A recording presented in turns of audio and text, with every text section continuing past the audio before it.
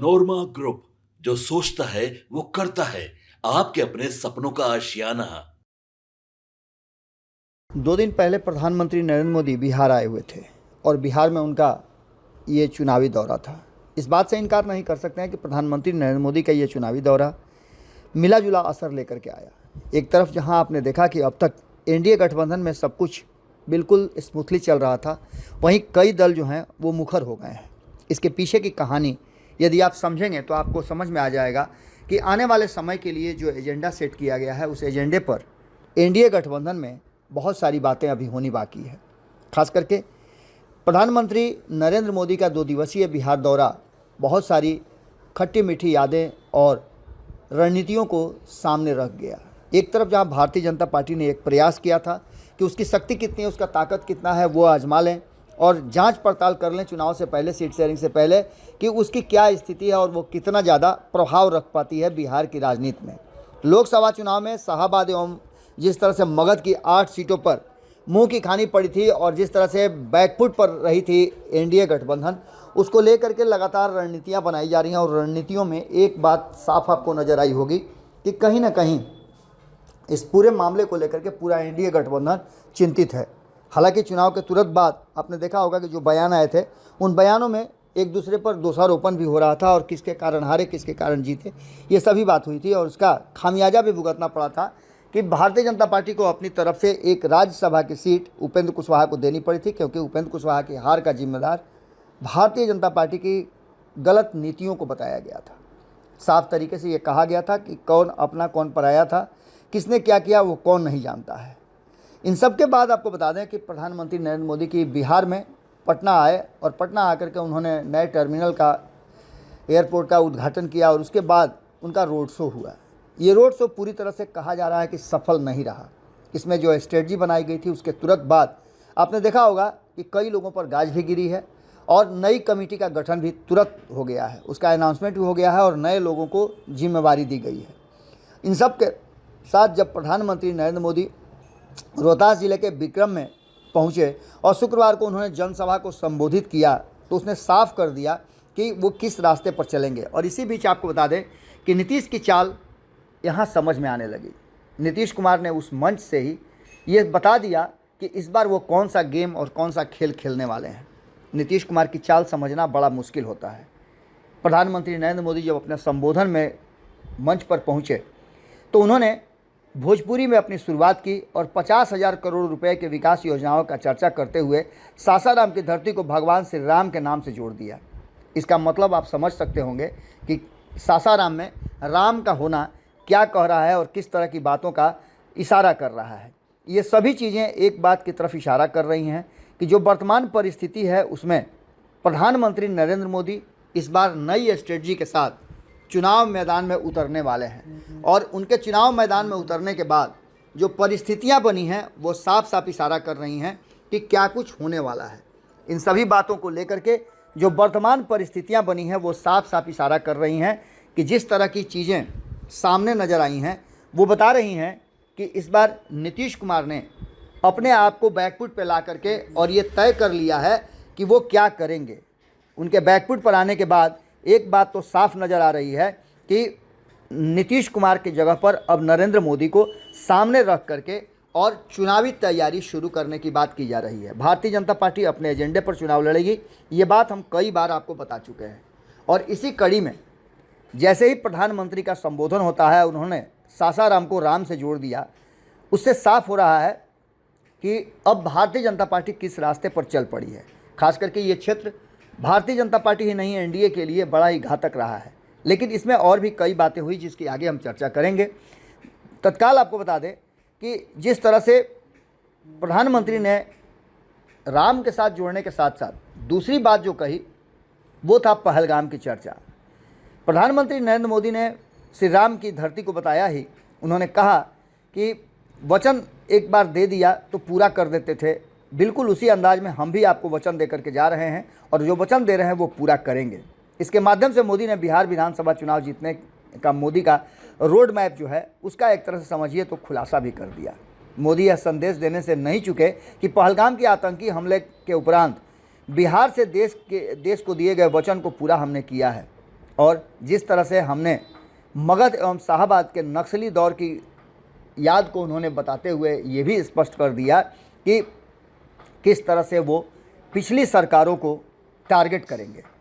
ये सारी बातें आपको पता है कि 20 साल शासन करने के बाद भी अगर भारतीय जनता पार्टी या एनडीए गठबंधन के घटक दलों को लालू प्रसाद के 15 साल के शासन की चर्चा करनी पड़ती है तो इसका मतलब सीधे है कि उनके पास कहने के लिए बहुत कुछ नहीं है।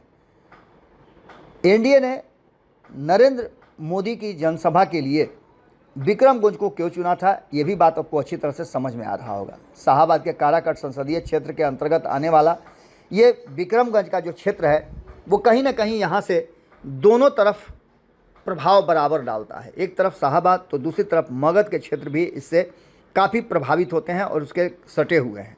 अपनी जनसभा से मोदी ने एनडीए के लिए उर्वरक बनाने का प्रयास किया है और विकास कार्यों को गिनाने में उन्होंने कोई कोर कसर नहीं छोड़ा है। उद्घाटन शिलान्यास वहीं परियोजनाओं के माध्यम से राजद के भ्रष्टाचार एवं जंगल राज पर चोट करते हुए कांग्रेस के सामाजिक न्याय एवं वाम दलों के नक्सली तार को जोड़ने से नहीं चुके। यानी एक ही धागे में सभी को लपेटने की कोशिश प्रधानमंत्री ने की और पूरा स्क्रिप्ट जो था वो पहले से बना बनाया था। स्पष्ट बात समझ में आती है कि हमारी लड़ाई देश के दुश्मन से है, फिर वो चाहे सीमा पर हों या देश के भीतर हों। बीते वर्षों में हमने हिंसा और अशांति फैलाने वालों को कैसे खात्मा किया है, ये बात उन्होंने बड़ी मजबूती के साथ कहा। बिहार के लोग इसके साक्षी हैं, ये भी बात उन्होंने कहा और साफ कर दिया कि जिस तरह से कुछ साल पहले तक सासाराम, कैमूर और आसपास के जो ज़िले हैं उसमें नक्सलवाद कैसे हावी था, मुंह पर नकाब लगाए, हाथों में बंदूक थामे नक्सली कब कहाँ सड़कों पर निकल आए ये कहना बड़ा मुश्किल होता था और खौफ में इधर के लोग जीते थे। सरकारी योजना आती थी पर उन लोगों तक नहीं पहुंच पाती थी। नक्सल प्रभावित गांव में न तो अस्पताल होता था, न मोबाइल टावर, कभी स्कूल जलाए जाते थे तो कभी सड़कें बनाने वाले को मार दिया जाता था। इन लोगों का बाबा साहेब अम्बेडकर के संविधान पर कोई विश्वास नहीं था। नीतीश कुमार की सरकार ने उन परिस्थितियों में भी यहाँ विकास की पूरी कोशिश की। राजग सरकार की ये उपलब्धियाँ उन्होंने गिनाई। इतना ही नहीं, उन्होंने 20 साल में नीतीश कुमार के द्वारा किए गए कार्यों को भी उद्धृत करने का काम किया। आपको बता दें कि इस पूरे जो एपिसोड था, इस एपिसोड में नीतीश कुमार की भूमिका पर भी हम बात करेंगे और हम बात करेंगे बाकी के घटक दलों का भी।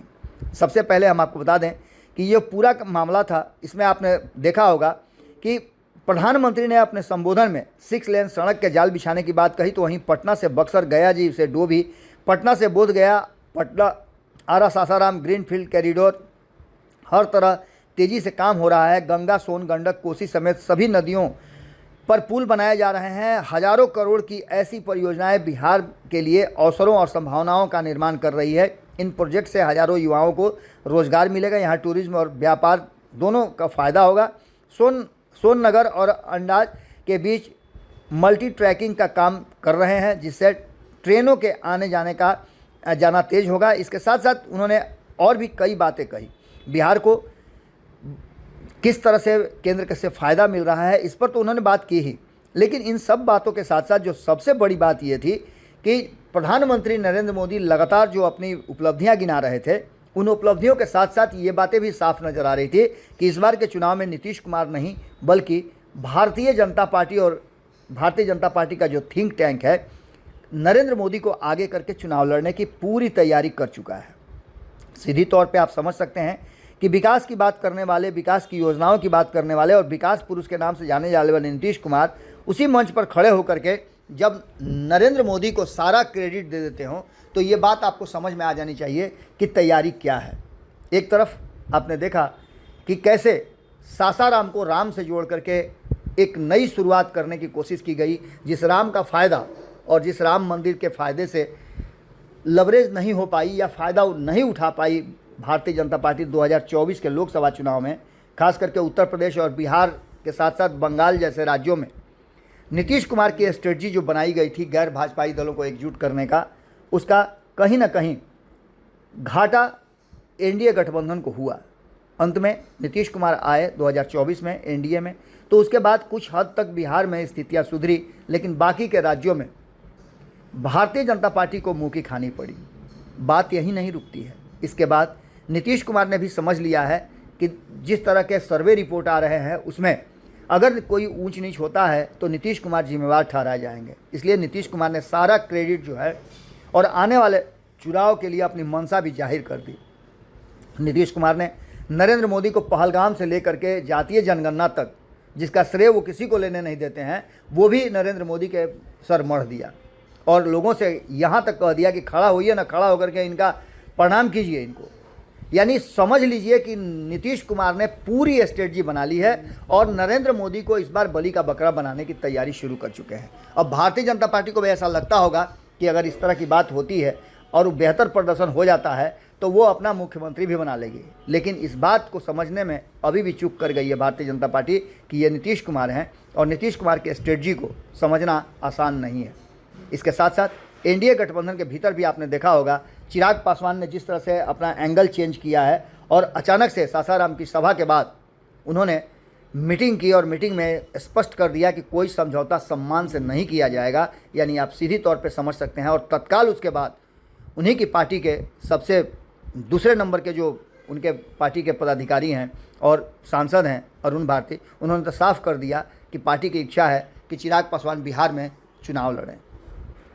इन सारी बातों के साथ साथ उधर उपेंद्र कुशवाहा की भी बात आपने सुनी होगी और जीतन राम मांझी भी तैयारी कर रहे हैं। हालांकि नीतीश कुमार ने, आप समझ लीजिएगा कि एक तरफ जहां प्रधानमंत्री नरेंद्र मोदी को पूरा सेहरा थमा दिया और वहीं चिराग पासवान और जीतन राम मांझी को भी खुश करने में कोई कसर नहीं छोड़ी।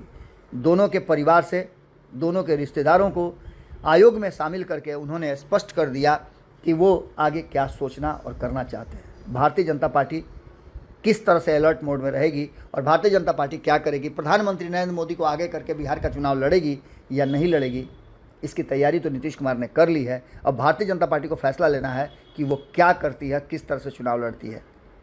बड़ी इस बार के चुनाव में उठा पटक, उतार चढ़ाव होने बाकी हैं। अभी तक सीट शेयरिंग का समझौता नहीं हुआ है। इसके होने के बाद और भी चीज़ें स्पष्ट होकर के सामने आएंगी। जुड़े रहिएगा भारत लाइव के साथ। बहुत बहुत धन्यवाद। पनोरमा ग्रुप, जो सोचता है वो करता है। अगर ये वीडियो पसंद आई और वह बिहार के राजनीति और बिहारियत से सरोकार रखेनी तो सब्सक्राइब बटन दबा के चैनल के सब्सक्राइब कर ली। ओजे एगो घंटी बा, ओकरा बटन दबा देला से कुल सटीक और मारक खबर रुआ मुफ्त में मिल जाई। अगर रुआ पत्रकारिता के हमनी के नया प्रयोग में सहयोग कर चाहतानी तो ज्वाइन बटन दबा दी। पेटीएम नंबर नोट कर ली 9386816700। धन्यवाद।